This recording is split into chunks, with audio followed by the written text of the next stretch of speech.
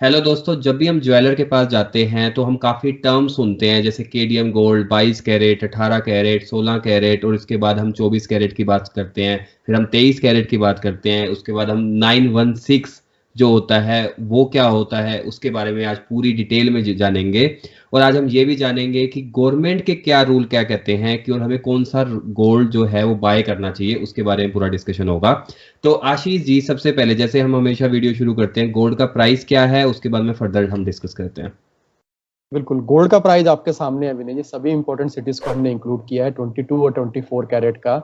Purpose यही है, जिस भी दिन आप गोल्ड खरीदने जाएं आपको उचित दाम, उस दिन का दाम आपको शहर के हिसाब से पता लग जाए, क्योंकि सभी शहर का दाम थोड़ा अलग रह सकता है। अगर आपकी सिटी लिस्ट में नहीं है तो आप हमारे कमेंट सेक्शन में लिख सकते हैं। हमारी टीम आपको उस दिन का भाव बता देती है, और हमारे बताए गए भाव में जीएसटी और मेकिंग चार्जेस इंक्लूड नहीं रहते हैं। सिल्वर सऊदी अरेबिया और दुबई का भाव भी आपके सामने है विनय जी। बहुत बढ़िया आशीष, तो अब मैं डायरेक्ट आपसे क्वेश्चन पूछूंगा कि काफी लोग जो है कि केडीएम के बारे में, और उन्होंने काफी परचेज भी किया हुआ है, और कई जो ज्वेलर हैं वो अभी भी सेल कर रहे हैं। तो केडीएम गोल्ड क्या होता है, किस मेटल का बना होता है, और इसके बारे में थोड़ी सी मुझे पूरी डिटेल बताएं। देख के आप पता नहीं लगा सकते हैं विनय जी कि केडीएम गोल्ड कौन सा है, क्योंकि सभी पीला रंग ही आपको दिखता है। 22 हम्म। कैरेट, 916, इसके अलावा 23C ये काफी लोग बाय करते हैं। तो ये सारे गोल्ड आपको एक जैसे दिखते हैं। तो केडीएम की अगर हम बात करें विनय जी, यहाँ पर एक धातु रहती है, ये एक मेटल रहती है जो कि केडीएम के नाम से काफी फेमस है। इसका पर्पस व्हाइट कलर की रहती है। इसका पर्पस रहता है कि जब भी हम गोल्ड का माहीन डिजाइन रहता है जो भी, क्योंकि हम ज्वेलरी खरीदते हैं, ज्वेलरी में हम्म। ही केडीएम की टर्म यूज की जाती है। ज्वेलरी खरीदते वक्त आपको ज्वाइंट्स को अटैच करना पड़ता है, दो गोल्ड के बीच में बॉन्डिंग करनी पड़ती है। जब आप सोने को पिघालते हैं तो दोनों का मेल्टिंग पॉइंट अलग अलग होता है और वो आपस में कनेक्ट नहीं हो पाता है। तो उसी के लिए हमें गोल्ड को थोड़ा सा हार्ड बनाना पड़ता है। सोल्डरिंग करने के लिए, ज्वाइंट बनाने के लिए हमें दूसरे धातु की यूज करनी पड़ती है, क्योंकि 24 कैरेट के ज्वेलरी नहीं बन सकती है, क्योंकि काफी ज्यादा सॉफ्ट रहता है वो। तो केडीएम आपको ज्वाइंट लगाने में और आपको सोने को थोड़ा सा कठोर करने के लिए यूज किया जाता है, ताकि आपका अच्छा डिजाइन सोने की ज्वेलरी में बन पाए। अब केडीएम गोल्ड को आप पहचानेंगे कैसे, क्योंकि काफी समय से केडीएम गोल्ड का ही प्रचलन था। पुराने समय में केडीएम जो था 92% प्योर रहता था, इसीलिए काफी लोग केडीएम उसको बाय करते थे कंपैरिजन टू 916, क्योंकि वहां पर आपकी टोटल जो आप गोल्ड खरीदते हैं वो थोड़ा कम हो जाता है, और केडीएम में आपको 92% गोल्ड मिलता है, बाकी आपका केडीएम धातु मिला दी जाती है।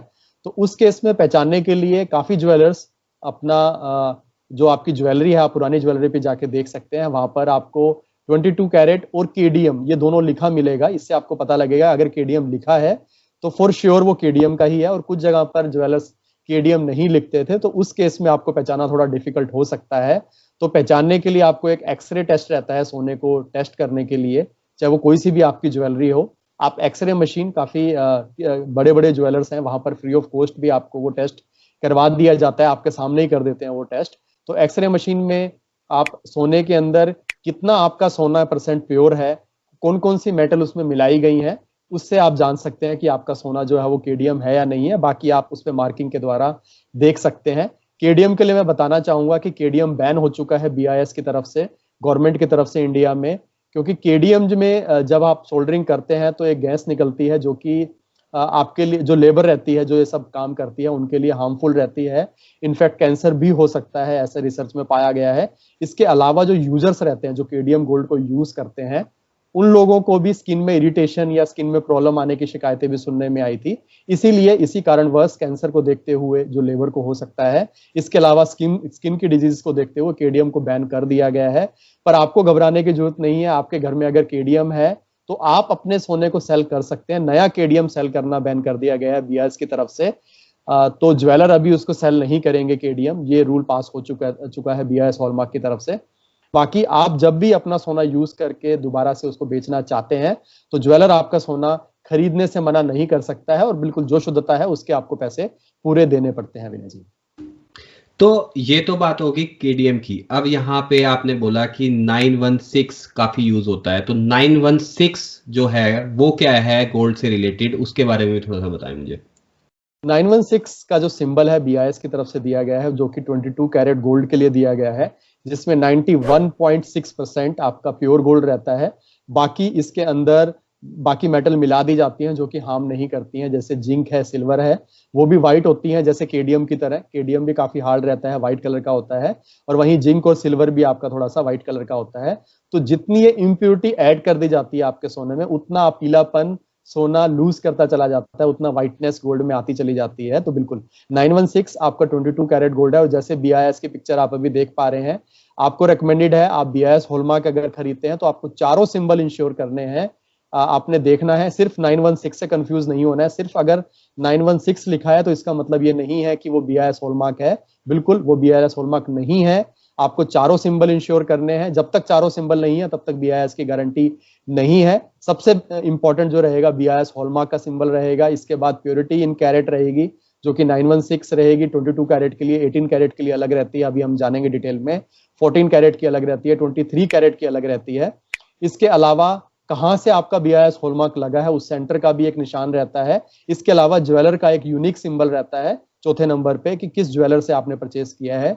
ये चारों सिंबल होने के बाद आप ट्रैक कर पाते हैं कि कहां से सिंबल लगा है, किस ज्वेलर से आपने खरीदा है। और बिल्कुल अगर आपके साथ ठगी होती है तो उस केस में आप शिकायत भी कर सकते हैं, वो प्रावधान भी रखा गया है। आप कमेंट सेक्शन में पूछ सकते हैं कि कहां आप मेल करके वो सब कर सकते हैं। बाकी BIS हॉलमार्क काफी ज्वेलर्स धीरे धीरे एक्सेप्ट कर रहे हैं, और काफी अच्छा सोना आपको बेचने के लिए आपको खुद बताते हैं कि BIS हॉलमार्क अगर आप लेंगे।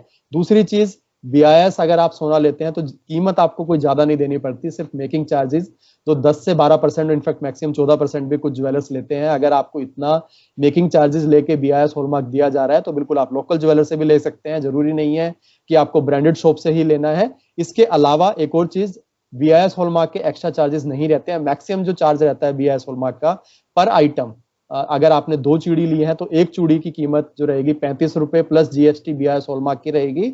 अगर 2 है तो दोनों पे BIS हॉलमार्क होना चाहिए, और दोनों की 35 रुपए प्लस GST अलग अलग काउंट की जा सकती है अलग से, विनय जी। तो यहाँ पे अब मैं बात करूंगा कि 24 कैरेट समझ में आता है कि 100%, 99.9% प्योर है। 22 कैरेट थोड़ा हमारी ज्वेलरी के लिए यूज होता है।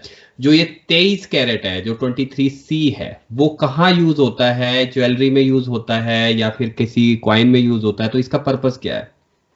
देखो, हमारी एडवाइस रहेगी कि आप BIS हॉलमार्क ही सोना खरीदें, और BIS ने बिल्कुल क्लियर किया है कि वो जो हॉलमार्क लगाएंगे वो अभी के लिए 22, 18 और 14 कैरेट पे ही BIS हॉलमार्क लगाएंगे। तो 23C के अंतर्गत आपको BIS हॉलमार्क हो सकता है ना मिले, तो इसीलिए हमारी रिकमेंडेशन रहेगी 20C कैरेट का गोल्ड ना लेके आप BIS हॉलमार्क ही प्रेफर करें। कुछ ही दिनों में वो मैंडेटरी भी हो जाएगा। आने वाले समय में 20C कैरेट मार्केट से धीरे धीरे खत्म होता हुआ आपको दिखेगा। ज्वेलर जिनके पास हैं वो बेच चुके होंगे। 20C का मतलब यही है कि वो 23 कैरेट का गोल्ड है, थोड़ा सॉफ्ट रहता है, थोड़े माहीन डिजाइन रहते हैं, बारीक डिजाइन रहते हैं, उनके लिए प्रेफर नहीं किया जाता है।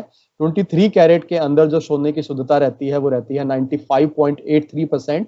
इसीलिए ज्वेलरी के मामले में इसको थोड़ा प्योर माना जाता है, पर जैसे मैंने बोला वो हार्डनेस नहीं आ पाती है जो हार्डनेस आपको चाहिए एक अच्छे डिजाइन के लिए। तो उस केस में ज्यादातर तरीके से 22 कैरेट ज्यादा पल्चर में आ रहा है, वही यूज करना चाहिए। और जैसे आपने बोला, बाकी पूरी की पूरी टेबल आपके सामने है विनय जी। अगर आप 20 कैरेट का सोना खरीदते हैं तो आपको 83.3% शुद्ध सोना मिलता है। बाकी जगह पर आपकी कुछ, जैसा मैंने बोला, जिंक या सिल्वर मिला दिया जाता है। पुराने समय में अगर आपके पास पुराना सोना है तो हो सकता है कॉपर भी हो उसमें पीला रंग लाने के लिए, तो वो सारा आप चेक करवा सकते हैं जैसे मैंने बताया एक्सरे मशीन के द्वारा। 18 कैरेट की अगर हम बात करें तो डायमंड को होल्ड करने के लिए, क्योंकि डायमंड काफी कॉस्टली होता है, उसको होल्ड करना है, ग्रिप करना है, तो उसके लिए आपको और ज्यादा हार्ड बनाना पड़ता है सोने को। इसीलिए 18 कैरेट का प्रचलन है डायमंड ज्वेलरी के लिए। तो डायमंड ज्वेलरी अगर आप खरीदते हैं तो 18 कैरेट की ज्वेलरी आप खरीद सकते हैं। थोड़ा सस्ता रहता है क्योंकि वहां पर जो प्योरिटी रहती है वो आपकी 75% ही रहती है, बाकी 25% उसमें इम्प्योरिटी ऐड कर दी जाती है। उसके अलावा 14 कैरेट की अगर बात करें, काफी लोग स्पेशल रिक्वेस्ट पे 14 कैरेट बनवाते हैं क्योंकि वो काफी महंगा सोना परचेज नहीं कर पाते हैं। तो उस केस में जो आपकी प्योरिटी रहती है वो रहती है 58.5% में जी। तो अब मैं यहाँ पे पूछूंगा कि जैसे 24 कैरेट है और वो प्योर माना जाता है, तो उस केस में अगर मुझे कॉइन लेना है तो मुझे कहाँ पे कॉइन ले सकता हूँ? और क्या इसके ऊपर भी BIS हॉलमार्क होता है? BIS ने मैंडेटरी नहीं किया है 24 कैरेट पे। तो 24 कैरेट के अगर आप coin MMTC, banks, post office वहां से खरीदते हैं तो बिल्कुल वहां पर आपको हो सकता है BIS हॉलमार्क ना मिले। डिटेल में हमारा वीडियो है, कमेंट सेक्शन में हम सारे गोल्ड से रिलेटेड जो आप बाय करते हैं उसको हम लिंक में डाल देंगे, पिन कर देंगे, आप वहां जाके डिटेल में देख सकते हैं कि पेटीएम से गोल्ड, डिजिटल गोल्ड या कॉइन खरीदते हैं, सिल्वर खरीदते हैं तो कहाँ से लेना आपके लिए बेहतर रहेगा। इसके अलावा गवर्नमेंट ऑफ इंडिया एक नई स्कीम लेके आने वाली है 24 कैरेट के लिए, तीसरी स्कीम रहेगी गवर्नमेंट ऑफ इंडिया की। पहली स्कीम उन्होंने एसजीबी लॉन्च की थी, उसके बाद गोल्ड मोनेटाइजेशन स्कीम लॉन्च की थी। पारदर्शिता लाने के लिए उन्होंने एक तीसरी स्कीम लॉन्च की है, new India gold coin scheme. इसके अंतर्गत कुछ नए गोल्ड कॉइन आएंगे जो कि एक छोटी क्वांटिटी में भी आना शुरू होंगे, 1 ग्राम 2 ग्राम। पहले जो आपको गवर्नमेंट की तरफ से कॉइन्स मिलते थे 5, 10 और 20 ग्राम के मिलते थे, पर अभी 1 ग्राम और 2 ग्राम के भी आने शुरू होंगे। इसके लिए उन्होंने security printing and mining corporation को के थ्रू उन्होंने लाने का प्रावधान रखा है। और आने वाले समय में आपको ई कॉमर्स वेबसाइट जैसे Flipkart, Amazon, MMTC, bank, jewellers portal पे भी आपको कॉइन्स मिल सकते हैं। यहाँ पर आपको BIS हॉलमार्क देखने को मिलेगा विनय जी। तो गवर्नमेंट ऑफ इंडिया ने ये पहल की है 24 कैरेट के ऊपर BIS हॉलमार्क डालने की।